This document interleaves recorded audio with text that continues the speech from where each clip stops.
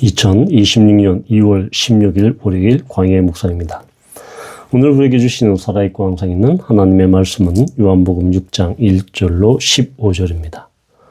그 후에 예수께서 디베라의 갈릴리 바다 건너편으로 가시매 큰 무리가 따르니 이는 병자들에게 행하시는 표적을 보았음이러라. 예수께서 산에 오르사 제자들과 함께 거기 앉으시니 마침 유대인의 명절인 유월절이 가까운지라. 예수께서 눈을 들어 큰 무리가 자기에게로 오는 것을 보시고 빌립에게 이르시되 우리가 어디서 떡을 사서 이 사람들을 먹이겠느냐 하시니 이렇게 말씀하시면 친히 어떻게 하실지를 아시고 빌립을 시험하고자 하심이라.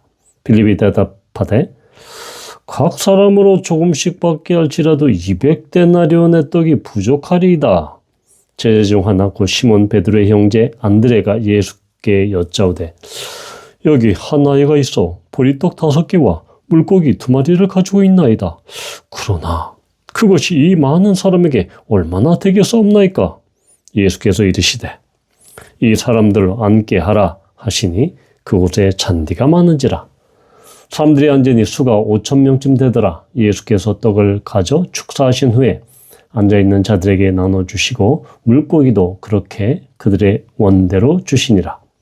그들이 배부른 후에 예수께서 제자들에게 이르시되 남은 조각을 거두고 버리는 것이 없게 하라 하심으로 이에 굳으니 보리떡 5개로 먹고 남은 조각이 12바구니에 찼더라. 그 사람들이 예수께서 행하신 이 표적을 보고 말하되 이는 참으로 세상에 오실 그 선지자라 하더라. 그러므로 예수께서 그들이 와서 자기를 억지로 붙들어 임금으로 삼으려는 줄 아시고 다시 혼자 산으로 떠나가시니라. 아멘. 이 오병이어의 기적 이야기, 표적 이야기는 사복음서 공이 다루고 있는 내용입니다. 이 바로 예수님의 부활 사건을 제의하고 이렇게 사복음서 모두가 기록하고 있는 유일한 기적 사건이 바로 이 오병이어입니다. 그만큼 사복음서 저자들은 이 오병이어의 기적 사건을 대단히 중요한 관점으로 이 이야기를 다루고 있는 것이죠. 물론 각 저자들이 이 오병이어의 이야기를 어떠한 곳에 배치하느냐, 어떠한 관점으로 보느냐는 약간의 차이는 있습니다. 오늘 요한복음 6장은 이 오병이어의 이야기로 시작합니다. 그래서 6장은 매우 긴 호흡을 갖고 생명의 떡으로 오신 예수 그리스도에 대해서 말씀하십니다. 즉 뒤에 가보면 나는 생명의 떡이다. 계속해서 하늘로부터 내려온 떡임을 말씀하고 있는 것이죠. 그래서 결론적으로 이 서론격으로 오병이어의 이 이야기를 통해서 예수님은 뒤에 계속해서 요한은 생명의 떡으로 오신 예수님을 설파하기 위한 하나의 예로서 이 5,000명을 먹이신 사건을 다루고 있습니다. 워낙 유명한 이야기라 우리는 여기에서 특별히 산에 오르사 3절에 보면 예수님께서 제자들과 함께 산에 오르시고 거기에 앉으십니다. 또한 15절에 보면 다시 혼자 산으로 떠나가십니다. 그래서 이 산과 산 사이에 오병이어의 기적 이야기가 나와 있습니다. 요한의 매우 의도적인 문학적 이 수미상관 구조, 이렇게 전략적으로 의도적으로 이 이야기를 산과 산 사이에 배치하고 있는 것입니다. 3절에 산에 오르사 그리고 앉으셨다라는 것은 바로 이 산에 올라서 앉으시는 이 형태를 보면 전형적으로 랍비가 권위를 가지고 말씀을 가르치는 그 장면과 유사합니다.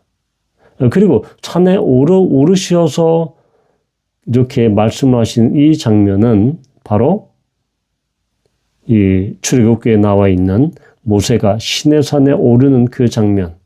그래서 요한은 이런 산에 오르시는 예수님의 이 장면을 통해서 예수님께서 모세의 뒤를 잇는 선지자의 반열로 그렇게 위치 지우고 있습니다.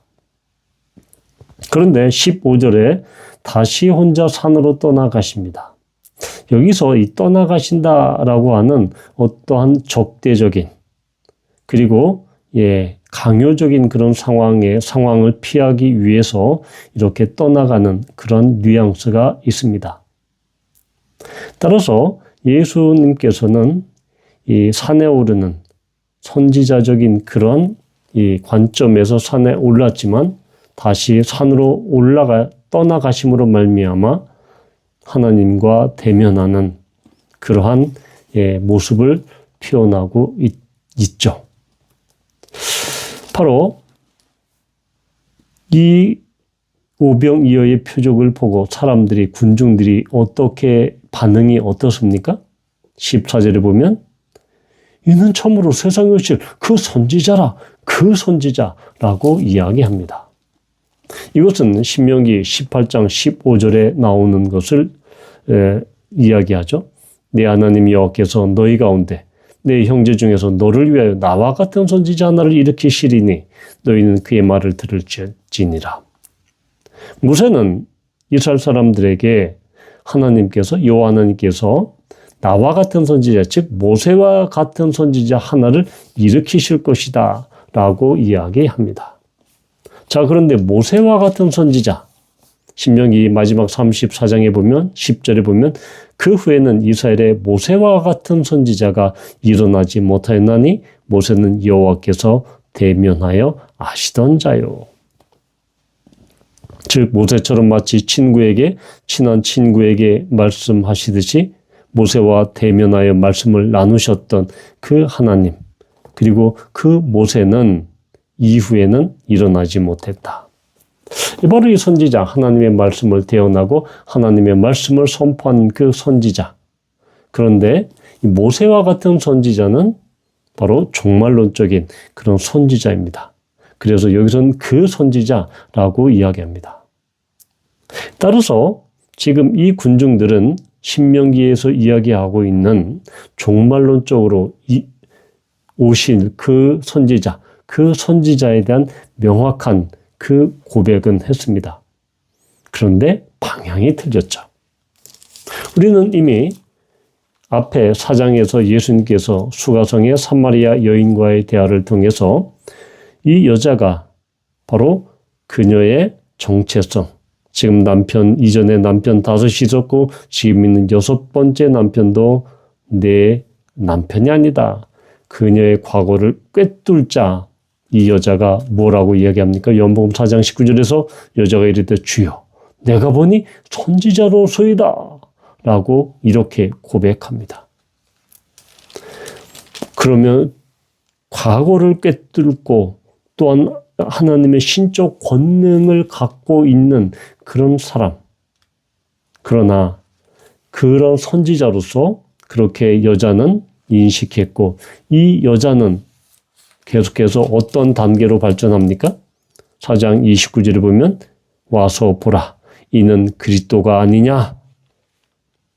선지자는 그리스도라는 그러한 그 하나님의 아들로서 예수님의 메시아로서 그러한 보냄받은 자, 그 단계로 나아가기 위한 하나의 교량, 하나의 다리, 디딤돌이라고 할 수 있죠.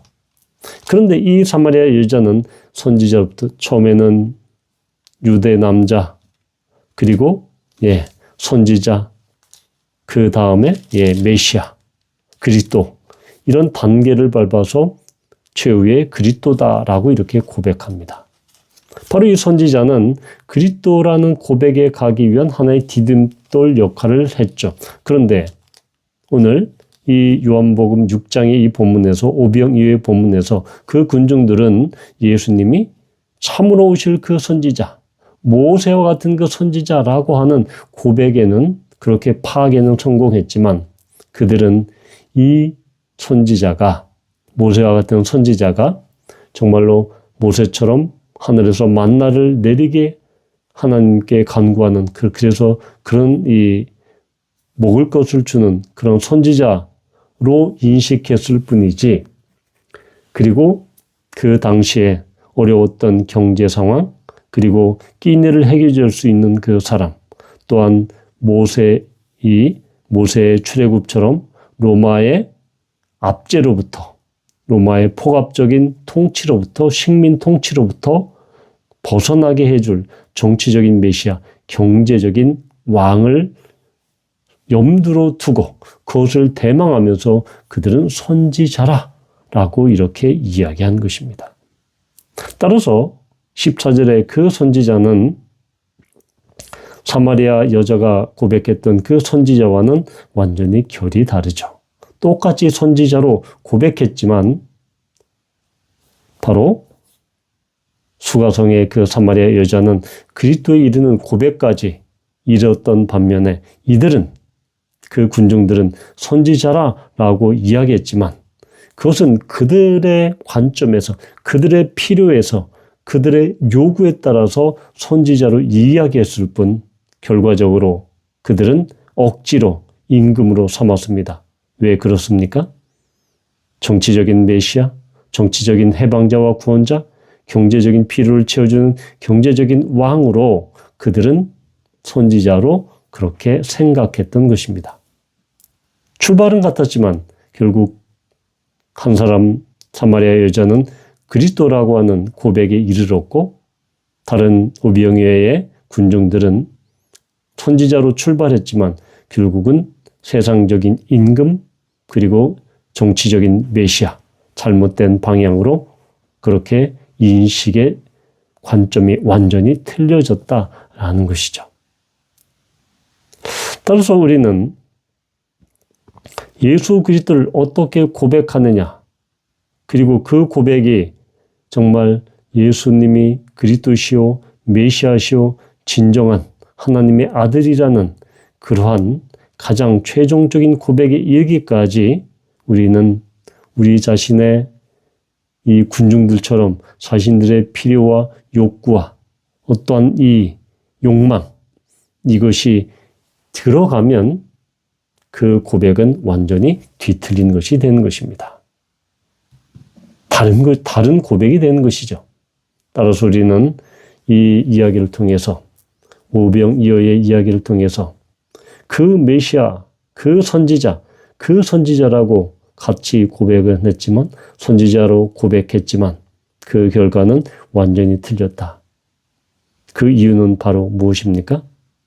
바로 그들의 욕망을 투사하고 그들의 탐욕을 투영하는 그런 선지자로서 그들은 정의했고, 결과는 예수님은 다시 산으로 떠나는, 그들의 욕망을 피해서 그런 세속적인 욕구를 채워주는 그런 메시아 선지자가 아니다, 메시아가 아니다라는 것을 입증하고 있습니다. 따라서 우리는 예수님을 어떠한 분으로 오해하고 어떠한 분으로 우리가 예수님을 아느냐 중요한 것입니다. 우리는 혹시 예수님을 우리의 욕망을 투사해서 우리의 욕망을 채워주시는 분, 우리의 필요를 채워주시는 분, 우리의 탐심을 채워주시는 그러한 분으로 우리는 오해하고 있지는 않습니까? 따라서 우리는 예수님에 대한 그러한 정체성, 그리고 예수님이 어떤 분인지, 성경이 말하는 예수님이 어떤 분인지 분명히 알 필요가 있습니다. 그런 오해와 왜곡을 지나서 우리는 참된 메시아로서 이 땅에 오신, 말씀으로 이 땅에 오신 예수 그리스도, 예수님을 우리는 올바로 확신하고 알고 믿어야 되는 필요가 여기 있다는 것입니다. 오늘날도 여전히 예수님을 오해하고 예수님을 자기의 이기적인 욕구 충족의 도구로 그렇게 하나의 방법으로 생각하는, 심지어 액세서리로 그렇게 예수님을 생각하는 사람들이 적지 않습니다. 따라서 이렇게 예수님이 도구화되고 예수님이 마치 인간의 욕망을 채워주는 그런 자판기인 것처럼, 욕망의 체험의 수단인 것처럼 생각하는, 그렇게 믿어버리는 그런 사람들이 대단히 위험한 사람들이다. 그렇게 할 때 그런 예수님을 수단화하고 욕망의 대상으로 할 때 예수님은 떠나가십니다. 예수님은 그것을 용납하지 않으십니다. 예수님께서 그들을 떠나서 다시 산으로 들어가시는 것처럼 예수님은 절대로 인간의 욕망이 사사화되고 인간의 욕망을 채워주시는 그러한 수단이나 도구가 아닙니다. 바라기는 예수님을 정말 온전한 주와 그리스도로 고백하는 우리 모두가 되기를 축원합니다.